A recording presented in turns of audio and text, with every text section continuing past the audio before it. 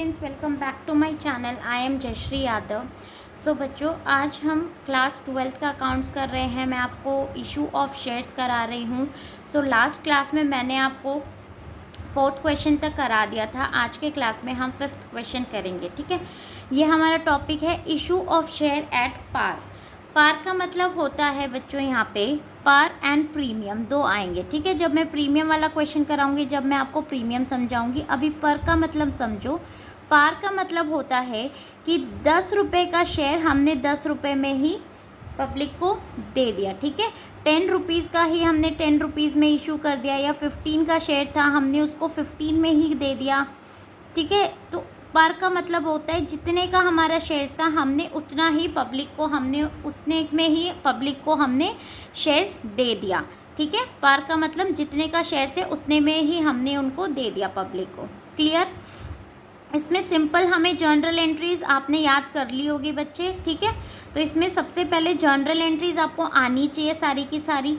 ठीक है, अभी मैं आपको करा रही हूँ, क्वेश्चन हम करके देखेंगे, आपको क्लियर हो जाएगा।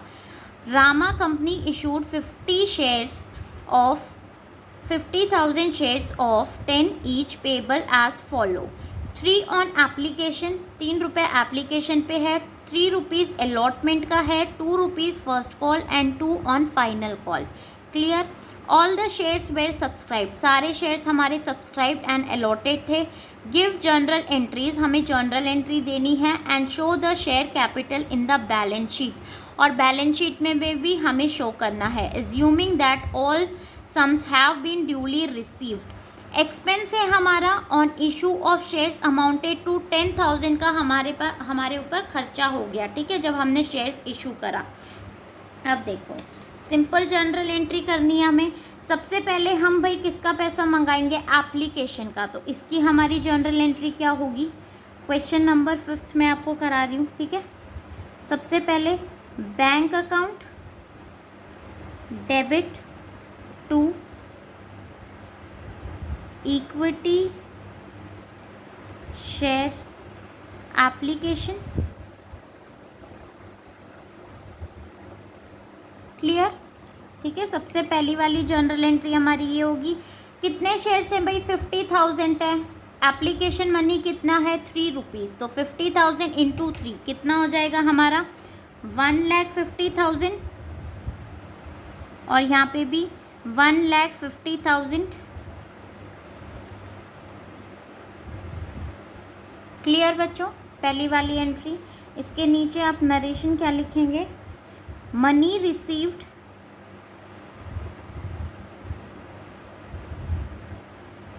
On application.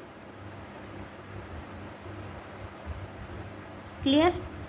अब सेकंड क्या होगी कि हम इस एप्लीकेशन मनी को क्या कर रहे हैं? ट्रांसफ़र कर रहे हैं किस में? शेयर कैपिटल में। तो सेकंड जनरल एंट्री हमारी क्या होगी? इक्विटी शेयर एप्लीकेशन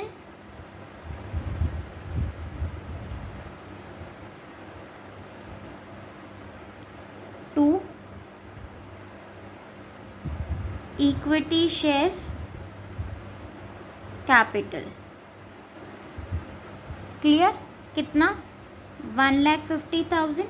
अमाउंट से 1,50,000।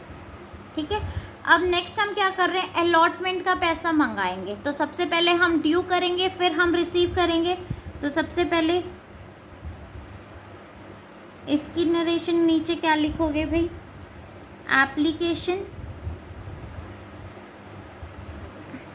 Application money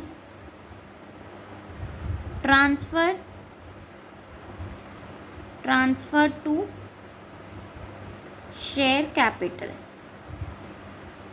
clear? अब सबसे पहले आप ड्यू करोगे, तो ड्यू की क्या होगी भाई? यहाँ पे लिखेंगे हम इक्विटी शेयर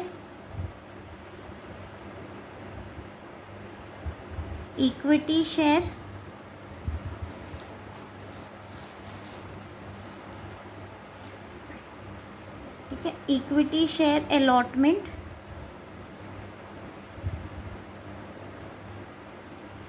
अकाउंट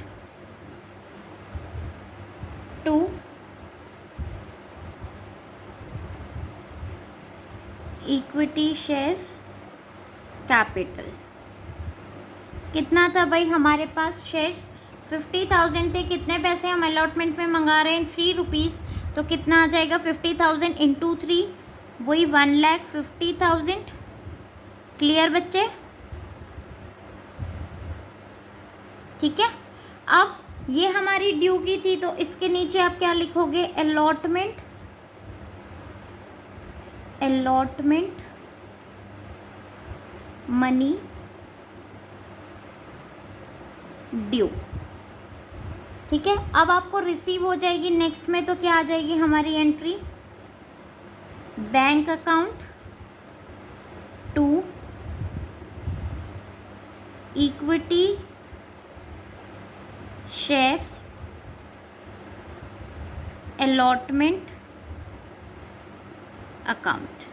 कितना? 1,50,000। 1,50,000। क्लियर? इसमें क्या लिखोगे आप? Allotment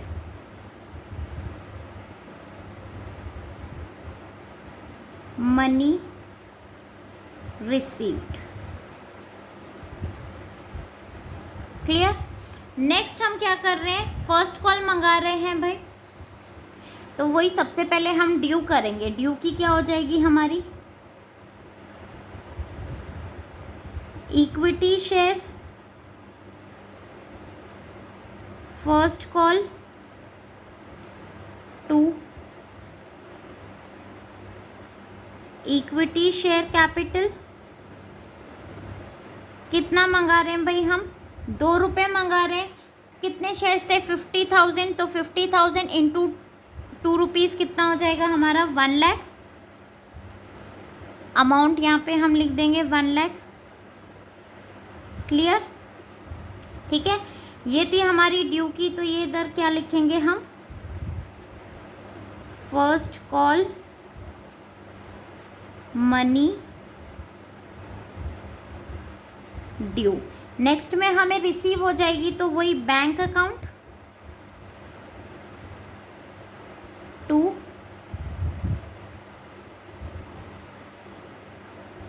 equity share first call. कितनी अमाउंट? 1 लाख। क्लियर बच्चे? ठीक है। जनरल एंट्री बहुत सिंपल है। नेक्स्ट हमने फाइनल कॉल मंगानी है, तो सबसे पहले ड्यू करनी है, फिर हम रिसीव करेंगे। तो सबसे पहले ड्यू करेंगे। इसमें क्या लिखोगे आप? First call money received. ठीक है। फिर हमें ड्यू करनी है फाइनल कॉल, तो इसकी एंट्री क्या होगी? Equity share second call and final call to equity share capital. कितनी अमाउंट है भाई? देखें, 2 रुपये मंगा रहा है। 50,000 शेयर्स थे, तो 2 रुपीज़ कितना हो गया? वही 1 लाख। यहाँ पे भी 1 लाख। ठीक है। ये हमारी ड्यू की आ गई।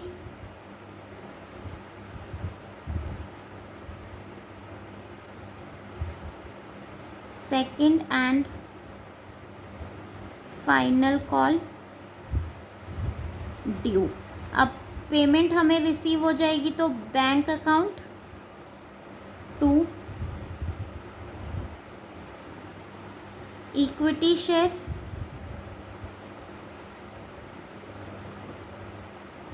Second and final call. ठीक है। तो ये हमारी 1 लाख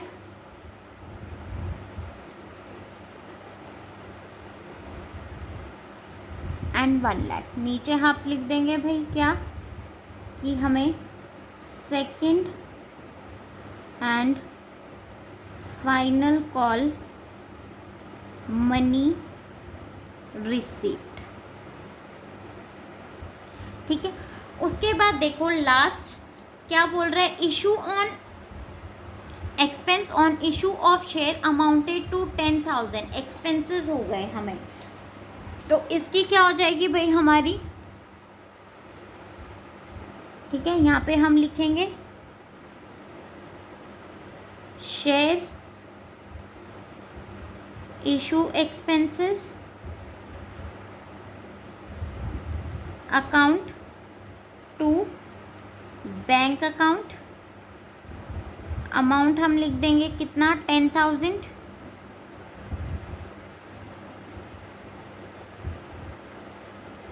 ठीक है। क्लियर बच्चों, इतना आपको समझ में आया। देखो एक बार मैं फिर से आपको रिपीट कर रही हूँ, सबसे पहले हम एप्लीकेशन का मनी मंगाते हैं, ठीक है। तो सबसे पहले bank to equity share application आ जाएगा, उसके बाद हम इस मनी को ट्रांसफ़र करते हैं किसमें, शेयर कैपिटल में। उसके बाद सिंपल सेकंड क्या मंगाते हैं हम, अलॉटमेंट मंगाते हैं। तो सबसे पहले हम अलॉटमेंट मंगा रहे हैं मतलब ड्यू, उसके बाद हम रिसीव करते हैं पैसा। सेम ऐसे ही फर्स्ट एंड सेकंड कॉल पे पहले हम ड्यू की एंट्री करेंगे, फिर हम रिसीव की करेंगे। सेकंड कॉल पे भी पहले हम ड्यू फिर हम रिसीव की करेंगे। Is it clear. अब देखो इसमें हमें क्या बोला है, बैलेंस शीट भी बनानी है आप लोगों को, तो बैलेंस शीट भी बना के हम दिखा देते हैं जल्दी से, ठीक है। बैलेंस शीट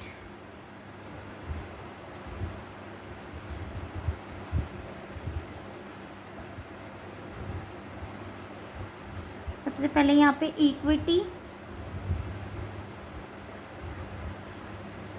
एंड लाइबिलिटी, फिर share holder fund, then share capital, ठीक है। यहाँ पे note number, current year, previous year, clear. अब हम वर्किंग नोट में दिखा देंगे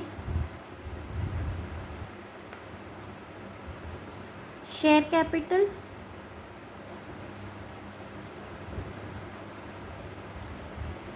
बस इसमें हमें क्या दिखाना है भाई, एक ही चीज़ दिखानी है, ऑथोराइज्ड इशू, ऑथोराइज्ड हमें गिवन नहीं है, इशूड है कितना 50,000, 10 रुपये, ठीक है।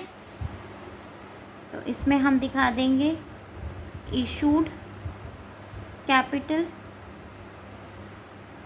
कितना है 50,000, इक्विटी शेयर ऑफ ₹10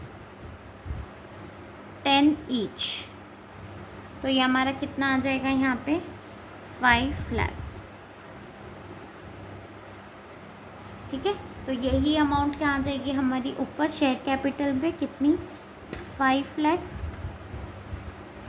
क्लियर बच्चों, आई होप आपको ये क्वेश्चन समझ में आया होगा बच्चों। अगर आया होगा तो प्लीज़ मेरे वीडियो को लाइक शेयर एंड कमेंट ज़रूर करना और मेरे चैनल को सब्सक्राइब। Thank you.